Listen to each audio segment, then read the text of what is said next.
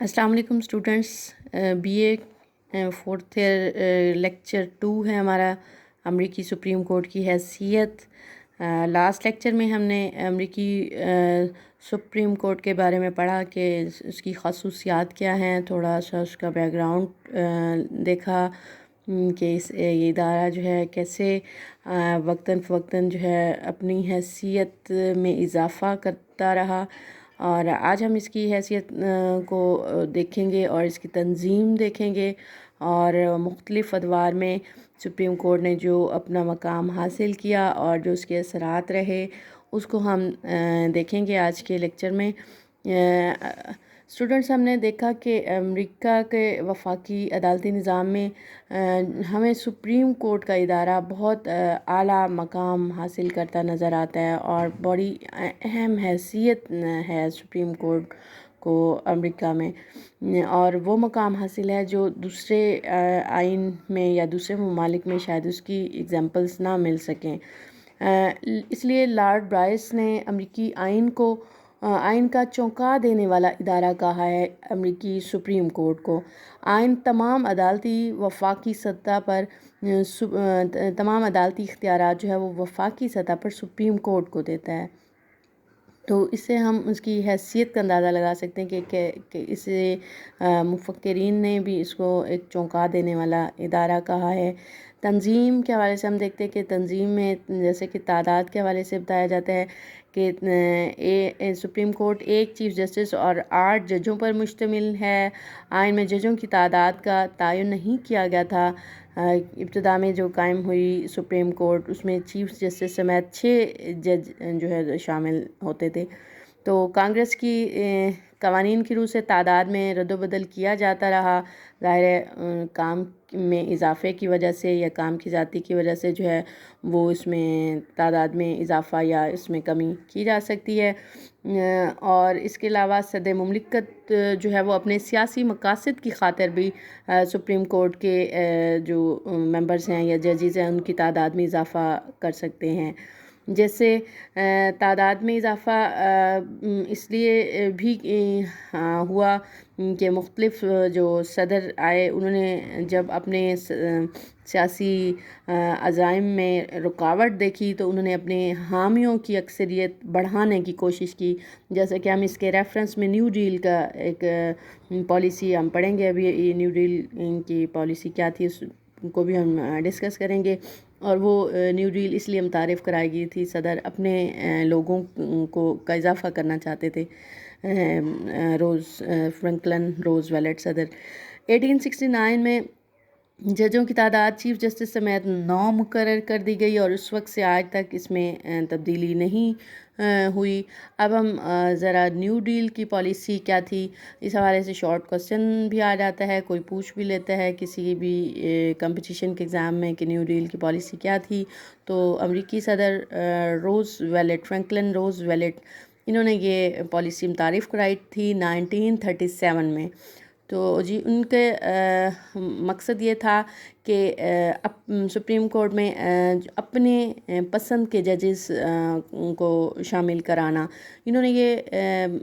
کہا جی جب کوئی جج 70 سال کی عمر کو پہنچ جائے، مطلب بہت ایکسپیرینس بھی ہو اور ان کی ایج جو ہے وہ زیادہ ہو جائے، اور اس کے ساتھ وہ عدالتی فرائض بھی نبھانا چاہیں، تاحیات اپنے فرائض جو ہے وہ نبھانا چاہیں، تو ایسے میں ان کے ساتھ ایک نئے جج کا اضافہ کر دیا جائے کہ وہ جج بھی اپنا کام سر انجام دیتے رہیں، وہ اپنا ایکسپیرینس جو ہے اس کو نئے جج کے ساتھ شیئر کرتے رہیں، اور جو نئے ججز ہیں وہ ان کے ساتھ جو ہے مل کے کام کریں۔ اس سے انہوں نے جو تعداد بڑھائی وہ اس حد تک بڑھائی کہ 18 جو ہے سے تجاوز نہ کرے، اور روز ویلٹ کی یہ جو تجویز تھی وہ ناکام ہو گئی اور کانگریس نے اس کی منظوری نہ دی۔ تقرر کے بارے میں دیکھتے ہیں ہم جی، سپریم کورٹ کے ججز ہیں ان کے تقرر کون کرتا ہے؟ چیف جسٹس اور ججوں کو صدر مملکت مقرر کرتا ہے، اور اس تقرر کی منظوری وہ کانگریس سے حاصل کرتا ہے، اور خاص طور پر سینٹ اگر راضی نہ ہو تو صدر کی طرف سے کیے گئے تقرر کی کوئی اہمیت نہیں ہوتی۔ سینٹ نے اب تک کئی ججز کے تقرر کا انکار بھی کیا ہے۔ اگر ہم اس کی اگزامپلس دیکھیں، جیسے 1930 میں جان پارکر کا تقرر جو ہے وہ صدر ہودر نے کیا، تو سینٹ نے تسلیم نہ کیا، کیونکہ پارکر جو تھا وہ ماضی میں سیاہ فام کے خلاف جو ہے وہ اپنے بیانات دے چکا تھا۔ اس حوالے سے اس کو سینٹ نے اس کی منظوری نہ دی۔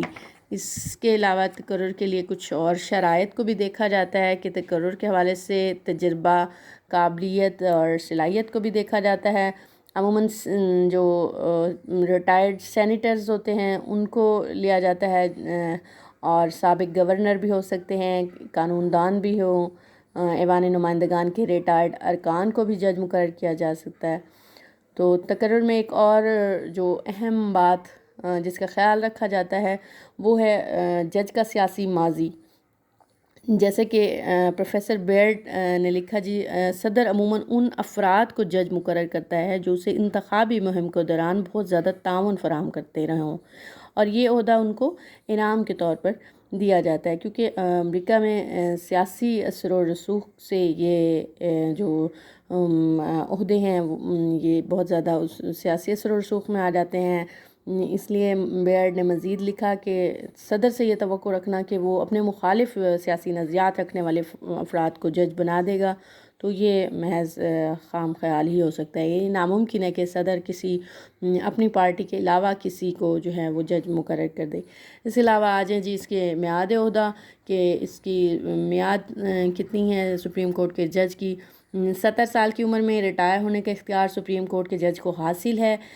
اگر ریٹائر ہو جائے تو عمر بھر اسے تنخواہیں بھی ملتی رہیں گی، اور اس کے علاوہ اس کو مراعات بھی اس کو دی جاتی ہیں، لیکن اس حوالے سے یہ کہ 10 سال اس نے بطور جج کام کیا ہو۔ مزید اس کی تنخواہیں اور مراعات میں جیسے ہم دیکھتے ہیں کہ سالانہ تنخواہوں کے علاوہ الاؤنسز بھی دیے جاتے ہیں، اور ججوں کی مدد کے لیے کئی افراد خدمت کے لیے بھی ہوتے ہیں۔ ایک لائبریری بھی ان کے لیے بنائی جاتی ہے، معاشرے میں بھی ان کو بڑا اعلیٰ مقام دیا جاتا ہے۔ اس کے علاوہ ہے جی امپیچمنٹ، صدر کا اس کا سپریم کورٹ کے ججز کا مواخذہ کیسے ہوتا ہے، امپیچمنٹ کیسے ہوتا ہے کہ جج کا مواخذہ کیا جا سکتا ہے اگر کوئی جج کسی سنگین بدعنوانی کا مرتکب ہو، تو اس کے خلاف جو ہے مواخذے کی تحریک پیش کی جائے گی۔ اور تحریک شروع کہاں سے ہوگی؟ جی ایوان نمائندگان میں سادہ اکثریت سے منظور ہوگی، اور اس کے بعد سینٹ جو ہے اسے بطور عدالت ڈیل کرے گی اور مقدمہ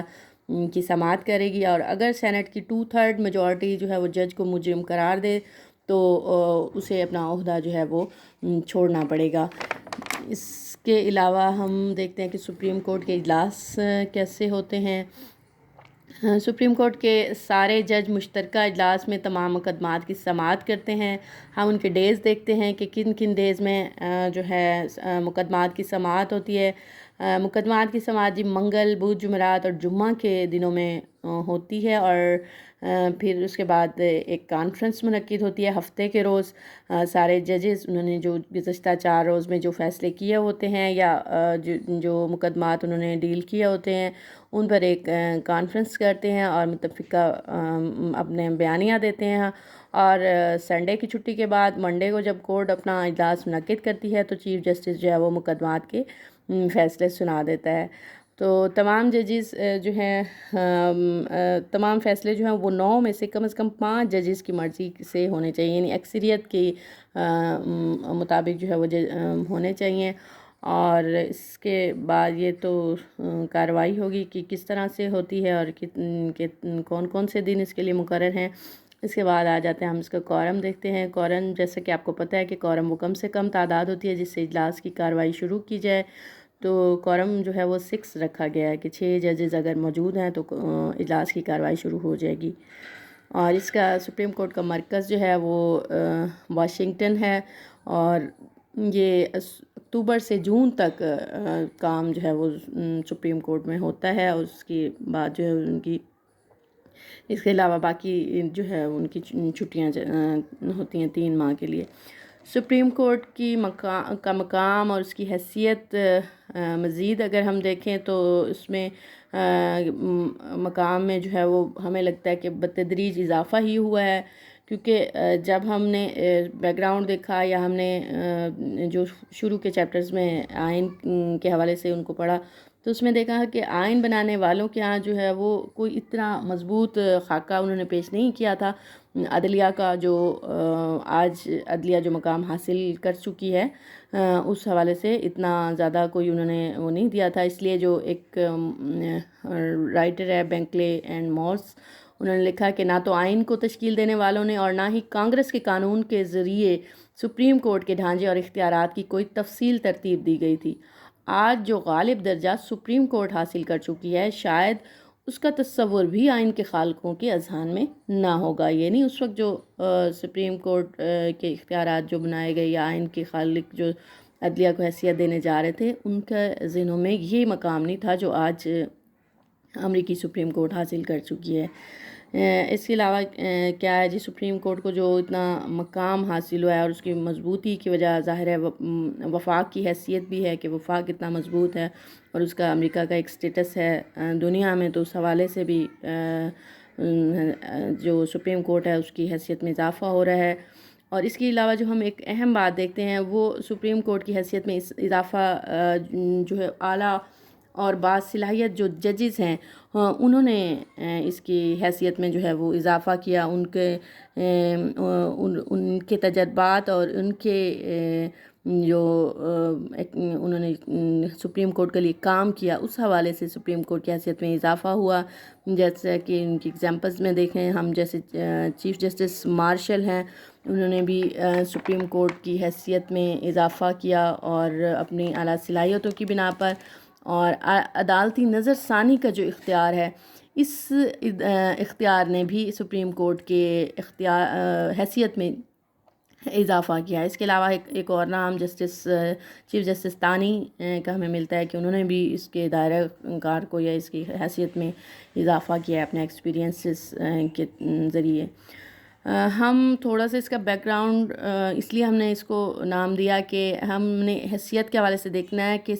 مختلف صدور نے جب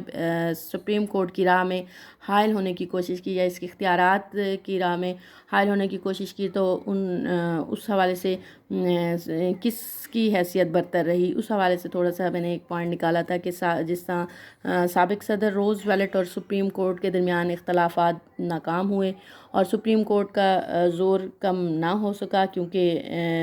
نیو ڈیل کی پالیسی اس نے متعارف کرائی تھی کہ وہ اپنے لوگوں کو زیادہ لانا چاہتا تھا تاکہ اس کے سیاسی عزائم میں کامیابی ہو اسے، لیکن ایسا نہیں ہو سکا۔ تو اس کے علاوہ سابق صدر نکسن ہیں اور انہوں نے